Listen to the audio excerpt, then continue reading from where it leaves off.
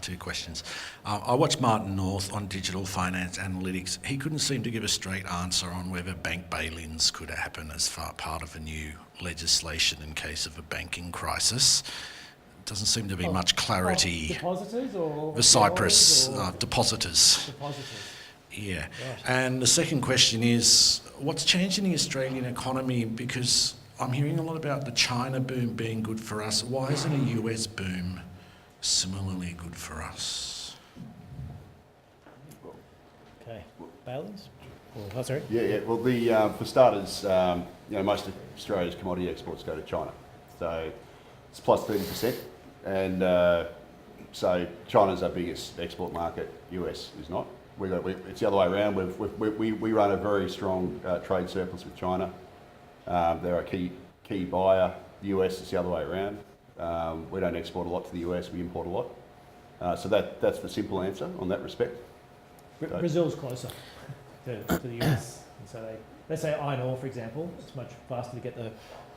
We used to follow the US cycle very closely, but the last 10 years, increasingly, it's the Chinese cycle, and it's what Leith says by and large. It's the income flows that come from commodities, and like our various authorities have embraced it rather than lent against it, and so they've allowed a very, very deep dependence on the Chinese economy to develop.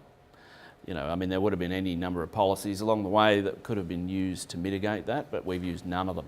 And also, I mentioned commodities. Obviously, also they're our biggest student export market as well. So, yeah. Education exports are now our third biggest, and China's the biggest market there as well. Bank bail-ins. I think the easiest way to think, from my perspective anyway, the easiest way to think about these is you've got the countries that do look at bank bail is the ones that are very highly geared, and so that's your phase 2 or your phase 3 of it. Your phase 1 is you transfer you do what Ireland did, which was you take your government debt and you transfer that. You take your government balance sheet where you don't have debt, and you take your banking debt and you transfer it all across to the government, and so that's step number 1. So we're a fair way away from bank bail-ins, I think, in terms of that. Yeah. Mm. It's also political suicide. So, yeah, it's not likely. And the other thing, and we can print our own money, whereas something like Spain doesn't have that same thing. So you can get the RBA can just knock up a whole bunch more cash to shift across, which is, as David said, politically it's much easier to say, sorry guys, I just printed a lot of money and bailed out the banks.